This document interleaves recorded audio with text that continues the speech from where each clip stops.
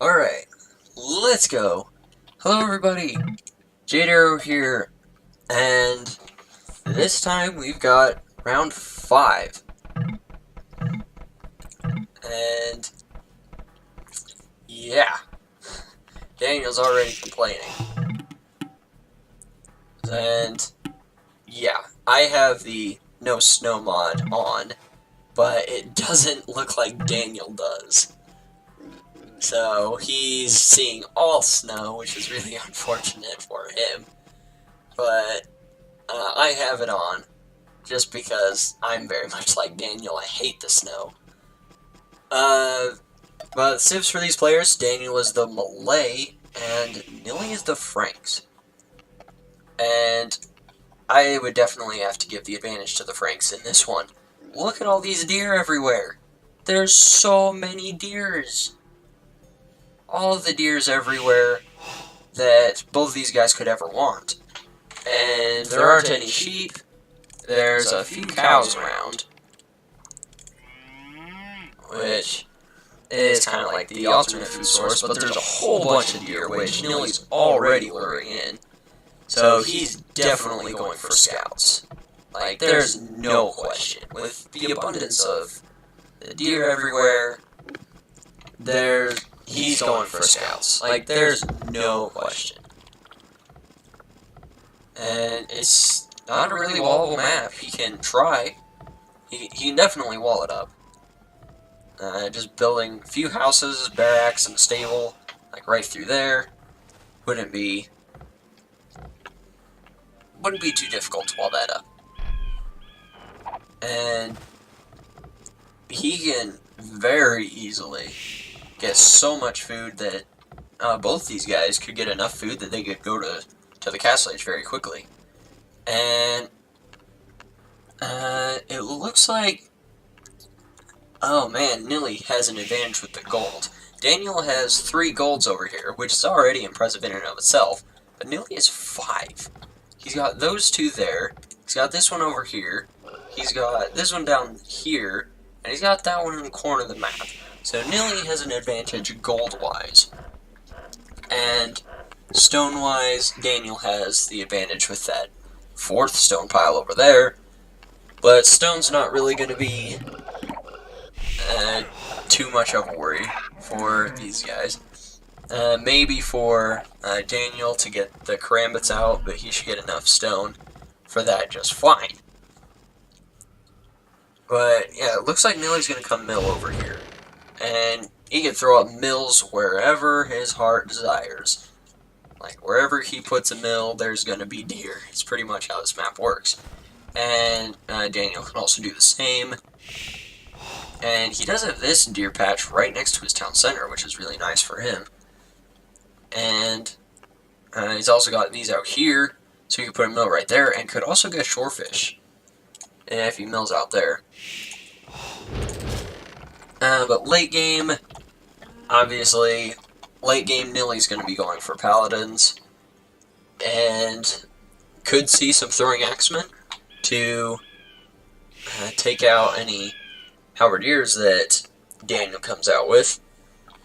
And Daniel is going to be going for karambits. That's like what you always see with Malay, is a karambits. Just always see that.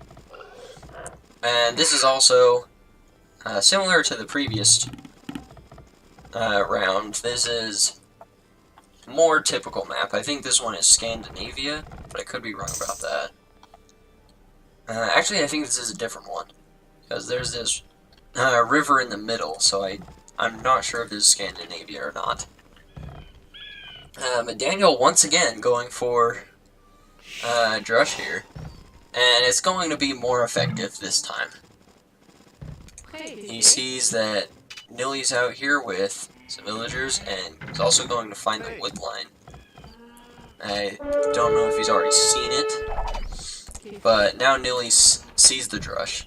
4 militia Drush, and Daniel's not up to feudal age quite yet. He's gone for a 5th militia, and I'm not sure how many he's planning on going for. He's got 5 so far. And Nili has walled up right there with his palisade gate, and is also going to wall up on this side. So Daniel's either going to have to run through or loop around on this side to do any harassment. So Nili is defended just fine from this for the time being. But here's Daniel's real intention. This drush is not meant to harass villagers. Oh no. This drush is meant to kill all the deer. Weird strategy. Bit of a meta break here, but it works. Just any food that he can deny from Nili is more food that Nili doesn't have. That's a weird way of putting it, but you know what I mean. You get what I mean. And that's not saying it's game over. Nili still has plenty of deer around that he can get all the food that he wants. He's kind of being caught out here and is forced to engage. And he's going to lose one militia there. And also going to pick off the scout. Nili wasn't paying attention just for a second and lost the scout. So all these deer just being slaughtered by these guys with clubs. But Nili's still got plenty of deer. He can do whatever he wants with his food. And he's gone with scouts. He's got his stable back here, and he's queuing up a few scouts now. He has food. He can queue up even more. And Daniel can't really do much with his militia.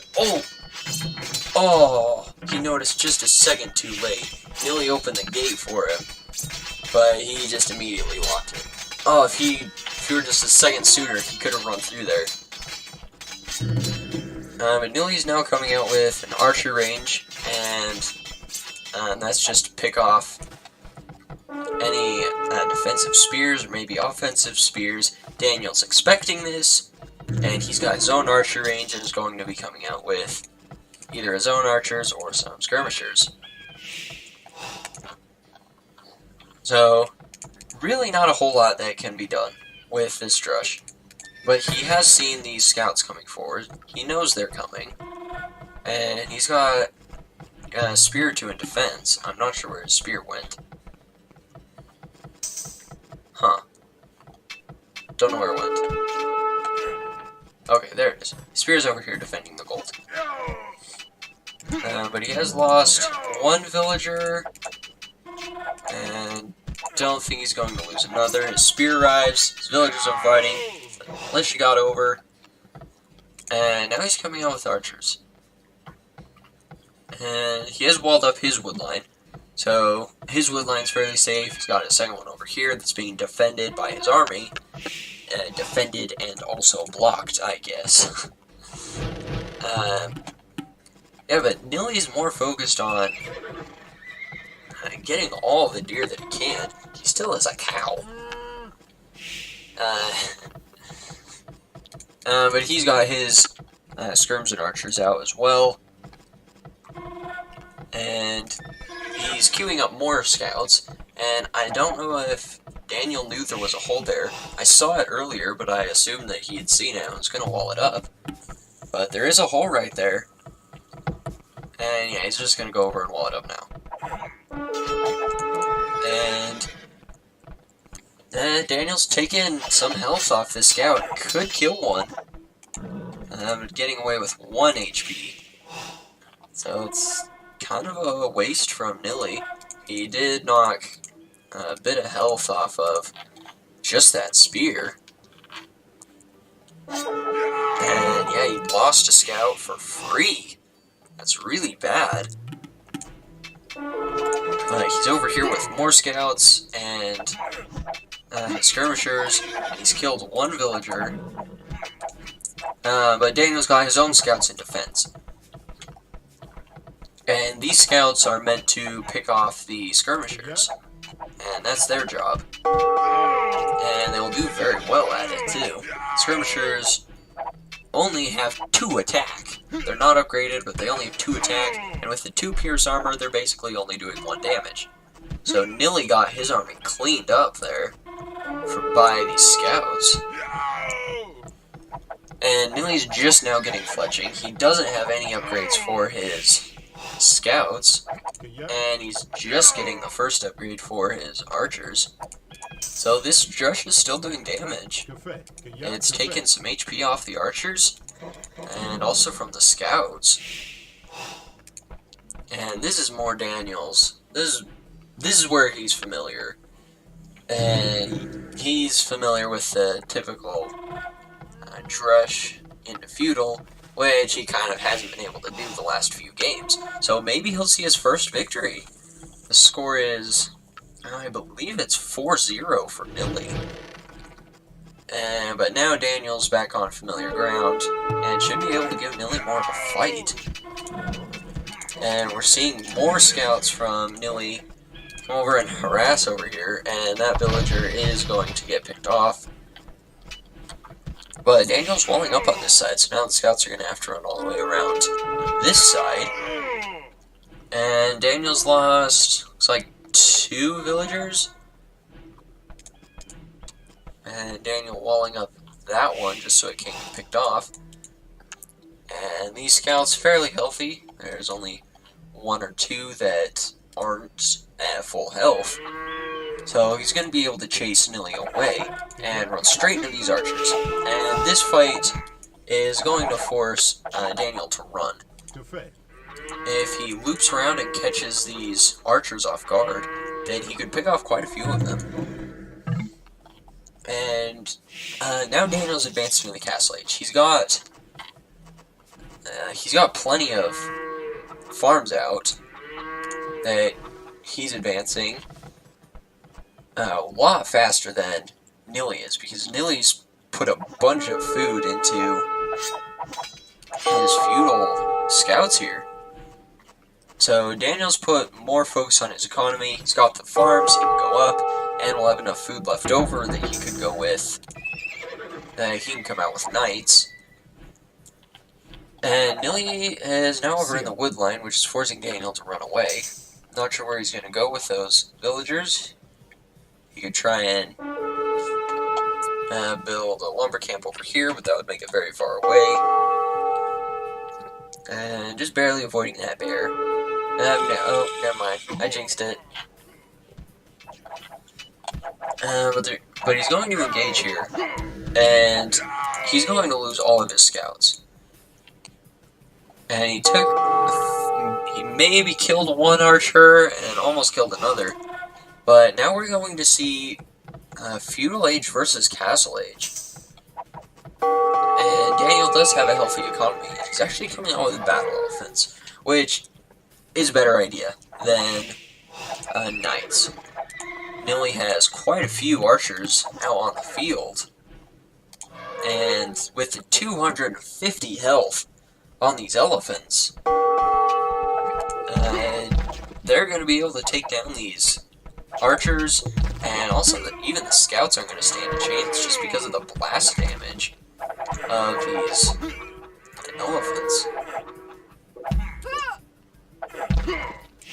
Man, look at this. Elephant is going to be taking out all of these archers here.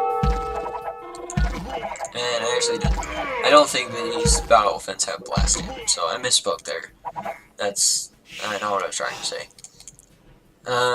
But the elephants will take out all the archers, and he's going to come forward with this one, as Nili saw it and walled up, so the elephant's going to have to walk all the way around. But it's a smart idea from Daniel to come forward with these battle elephants.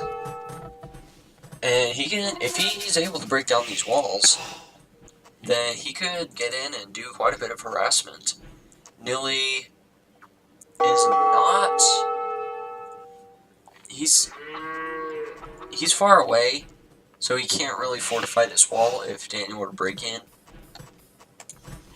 And Nili's just now advanced to Castle Age, and he's put a tower right there. I'm not sure the reasoning for that tower, if I'm being 100% honest. I don't know what that tower's for. but he's gonna wall up, and oh, he didn't get it. He did manage to take that one. He managed to block that one, and he's got spears in defense, which will kill the battle elephants if they're masked up.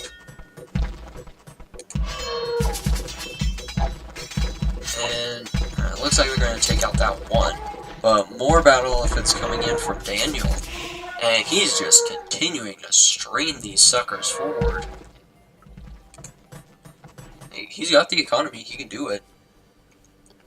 So, I don't know, it's going to be really difficult for Nili to come back from this, just to fight this army off. He's going to need a lot of spearmen, and once he gets up to Castle Age, he's probably going to be going with monks. And that's probably what he's thinking of doing. He doesn't really have the gold for it. I'm not sure what he used it on. Probably more archers. Yeah, he has.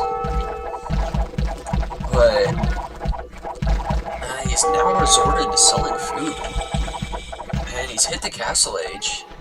And I'm expecting to see a monastery from him at this point.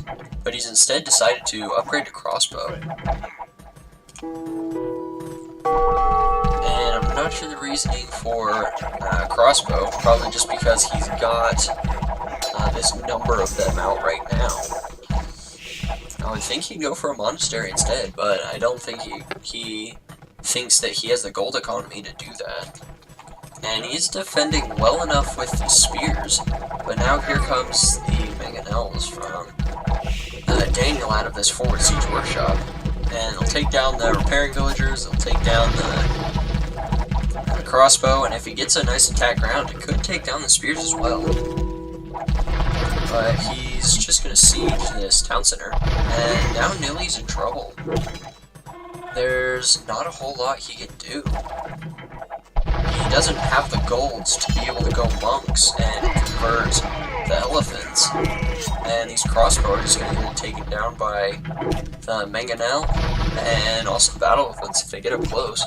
So Nili's in a bit of trouble, and this is a position he's not been in for this whole series, just because Daniel's been caught off guard by the map and had the wrong economy to be able to play normally. Or I guess he set up his economy to have a normal strategy, but it didn't work for that particular map. So, ooh, nice pick off there from Nili. And also keeping that knight alive. And he's coming out with another knight. Could pick off another mangonel, but he is going to pick off that villager. So he's using these knights really well. And he's baiting those elephants away, running in with the other one. Doesn't look like he's going to get it though. And it was so close. And also going to lose that knight as well.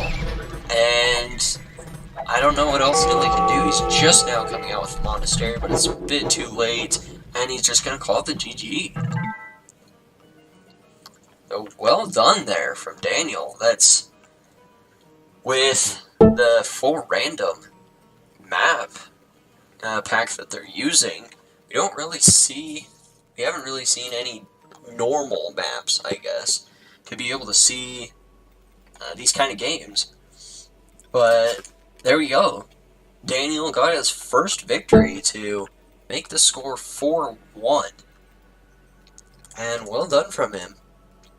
He was able to defend quite nicely and put the pressure on with these battle elephants. And Nili tried to defend, but didn't really have the gold to be able to do a whole lot. So, well done from these guys, and that was the best match of the series so far.